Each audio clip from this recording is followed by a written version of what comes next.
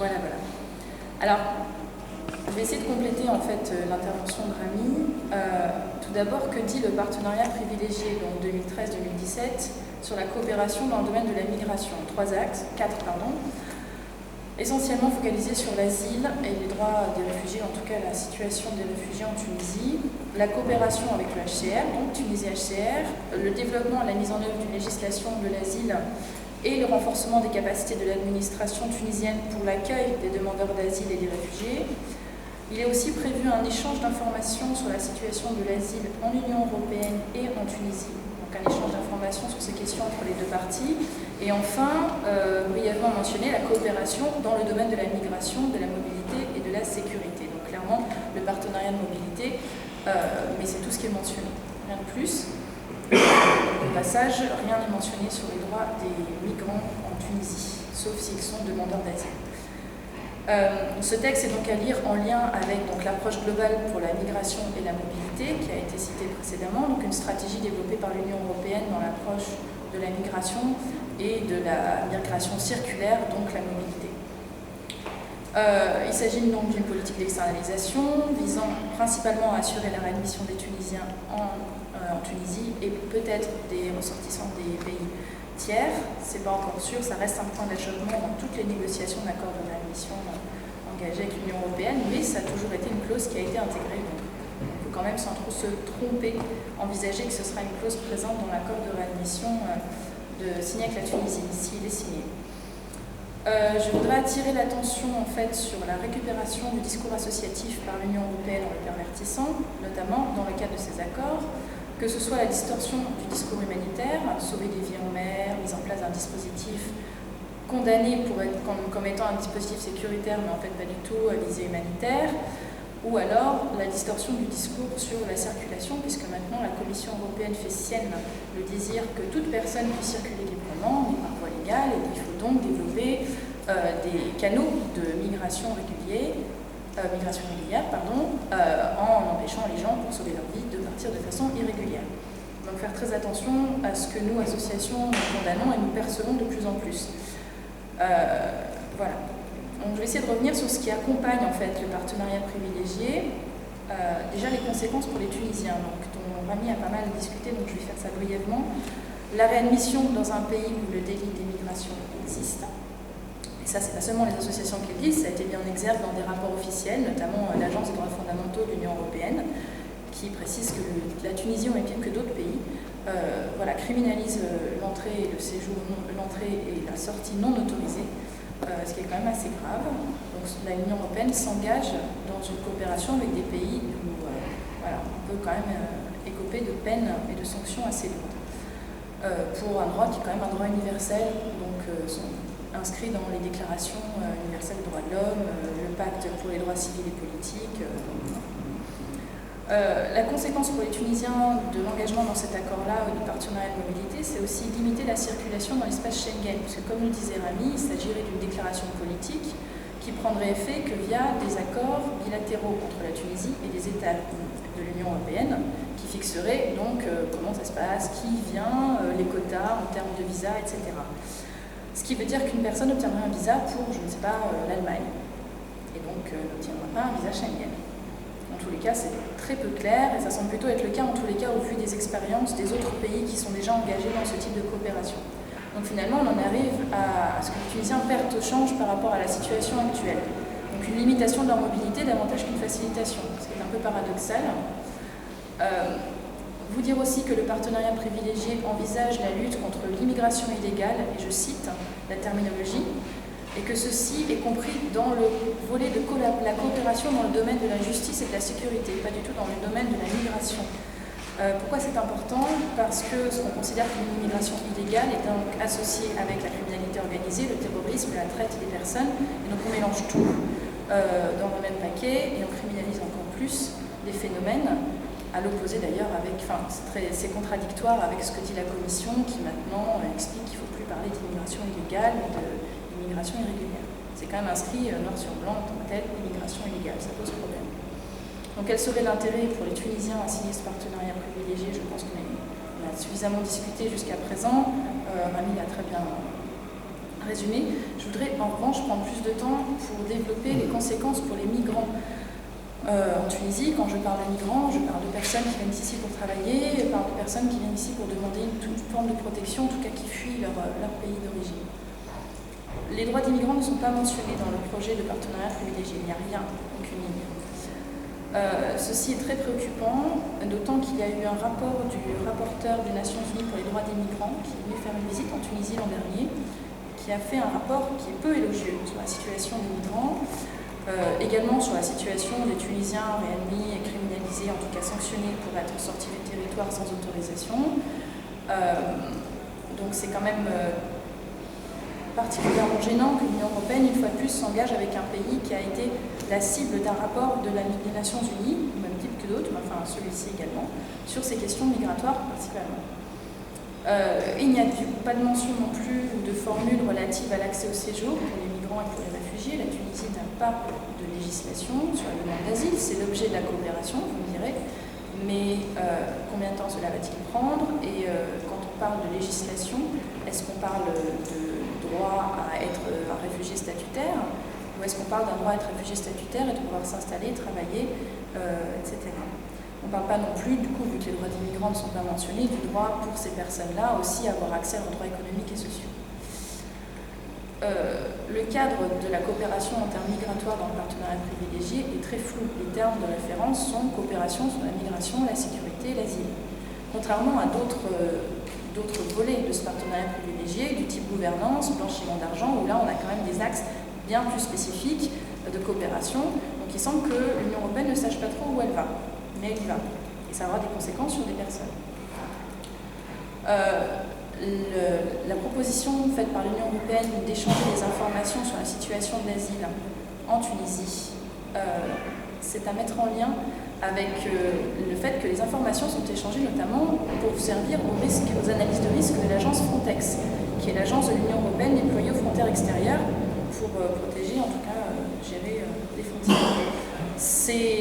Alors sans pour autant que les données personnelles des personnes qui demandent l'asile soient partagées, il y a une analyse comme ça de la situation en termes de flux, en termes des profils des personnes, et on a vu que ça pouvait porter préjudice aux personnes qui demandent la protection internationale sur des cas très concrets, notamment dans les Balkans occidentaux, où quand on lit un rapport Frontex, vous avez une illustration avec un petit encadré qui vous explique qu'il y a une saisonnalité de la demande d'asile et que ceci est une stratégie de la part des gens qui viennent de ces pays-là, qui viennent en Europe donc à des saisons particulières, il fait probablement plus chaud et c'est plus facile de franchir la frontière.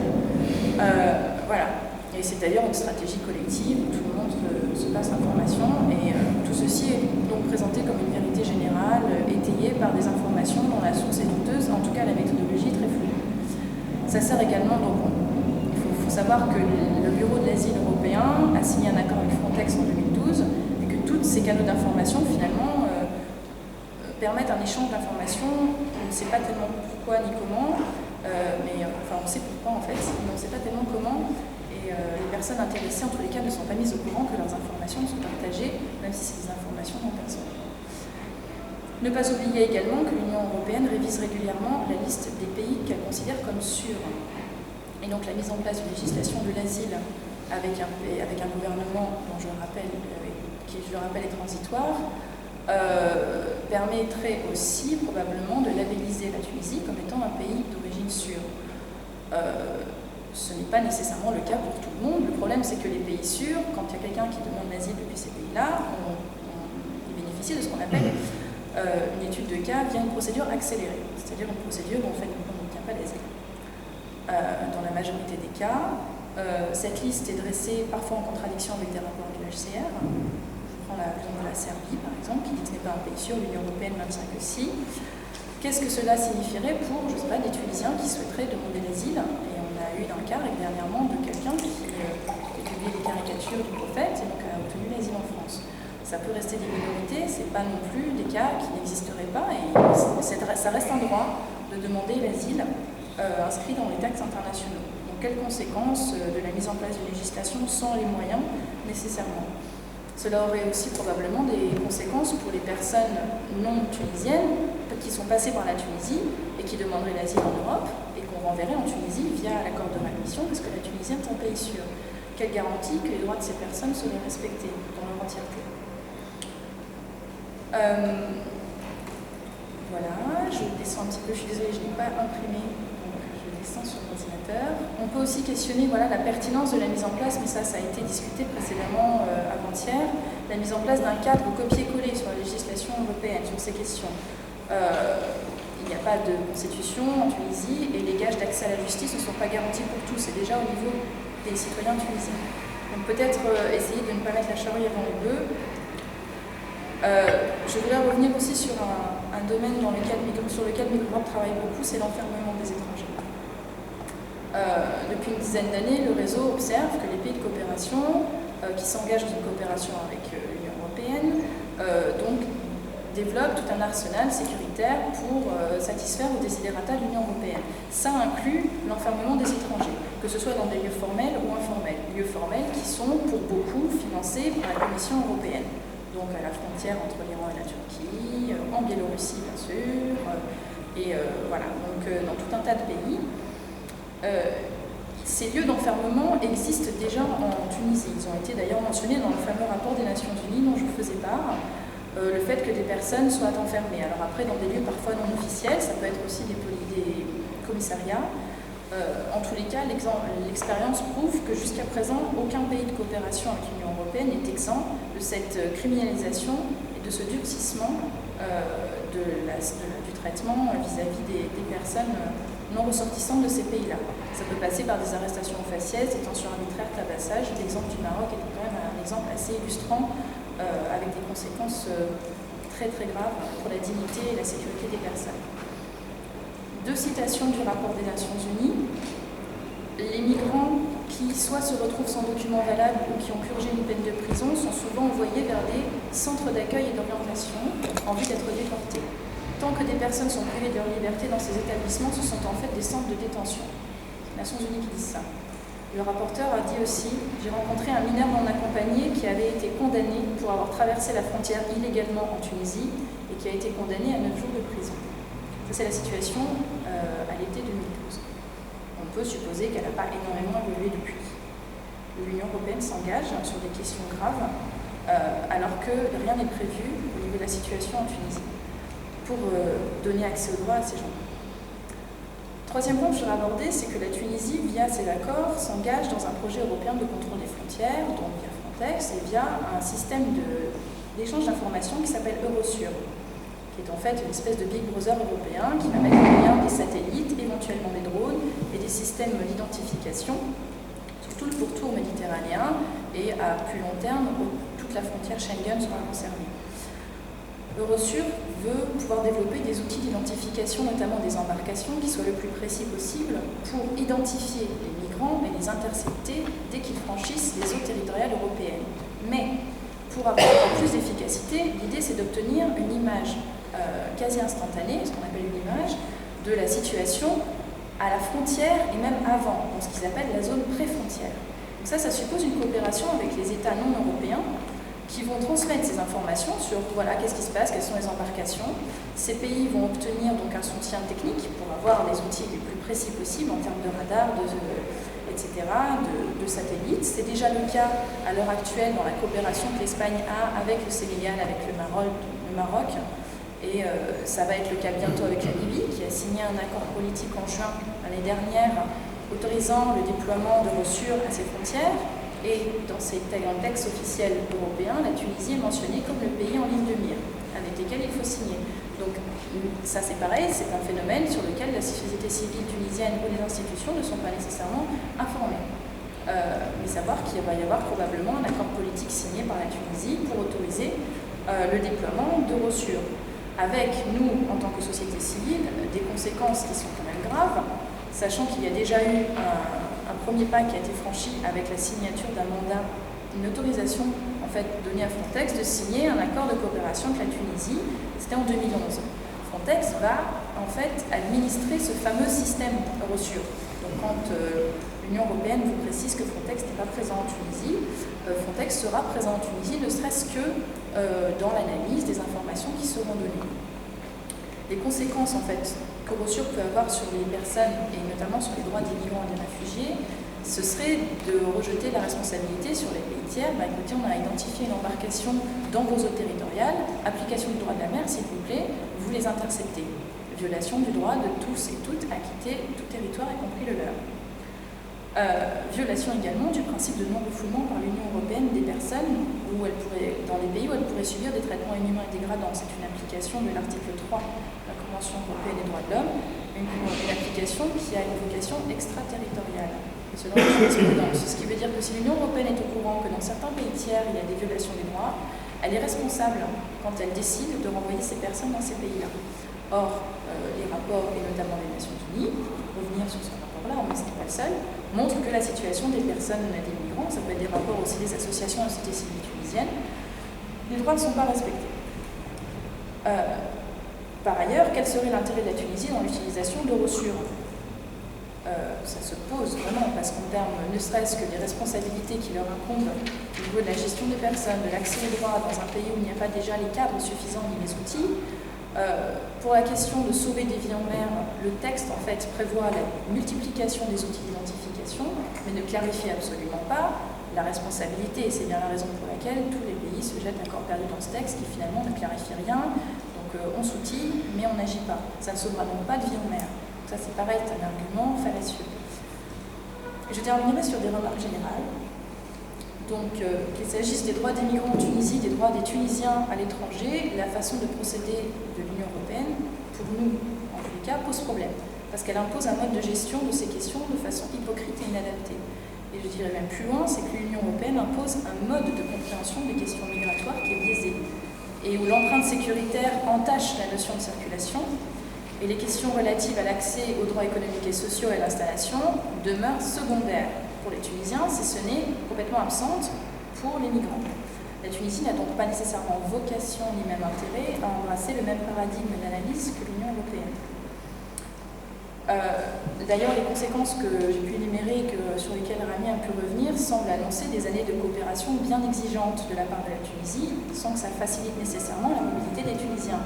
Et pire, ça pourrait alimenter une logique de restriction de la mobilité, comme je le disais, sur Schengen, etc., soumis à des critères très stricts et un glissement vers un amalgame migration-sécurité. Ne pas oublier non plus que Europol coopère avec la Tunisie et que de plus en plus des canaux de transmission d'informations entre l'asile, la migration, la criminalité organisée, tout ceci communique, encore une fois sans nécessairement que les personnes concernées soient informées et fassent valoir leurs droits. Le problème de la souveraineté a déjà été abordé et du gouvernement transitoire. La question que je souhaiterais poser aussi, mais ça je suis pas suffisamment familière du contexte tunisien, mais est-ce que ces questions sont débattues au Parlement ?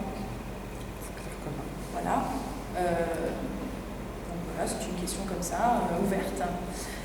Et dans le cadre de ce colloque qui se veut vouloir proposer des recommandations, j'avais quelques propositions, notamment inscrire le droit des migrants dans les axes du travail du partenariat privilégié, en rappelant les conventions notamment du Bureau international du travail, dont l'Union européenne et la Tunisie sont signataires, faire de l'abrogation de la criminalisation de l'immigration non autorisée une condition sine qua non de la poursuite des négociations. Ce serait à l'honneur de l'Union européenne en tous les cas.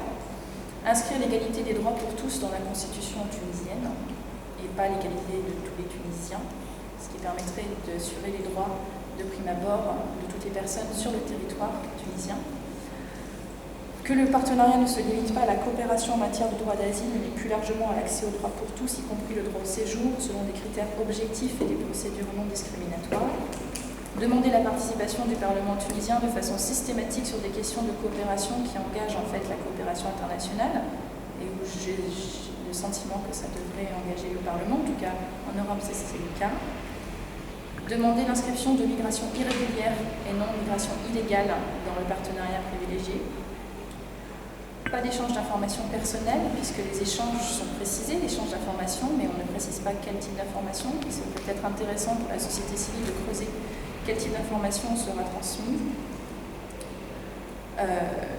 Et prévoir peut-être des termes de coopération sur la question des sauvetages en mer et des personnes qui prennent la mer, parce que la Tunisie est particulièrement touchée par ces questions, et il est quand même très étonnant que rien ne soit mentionné dans un partenariat qui touche la Tunisie à ce niveau-là. Merci. Ah oui, je voudrais juste terminer sur une citation de la commissaire européenne aux affaires intérieures, Cecilia Malmström, l'an dernier à l'Université des études européennes de Florence, qui a précisé que l'Union européenne avait fait une erreur historique dans la façon dont elle avait réagi aux différents printemps arabes, en disant qu'il aurait fallu davantage mettre l'accent sur la coopération humanitaire que sur la version sécuritaire. C'est une phrase réelle, c'est une vraie citation. Je pense que la commissaire a raison. On voit que dans les faits, tout ceci ne se révèle pas en pratique. Voilà, donc l'erreur historique demeure, et est-ce que la Tunisie va participer à cette erreur historique? C'est une question.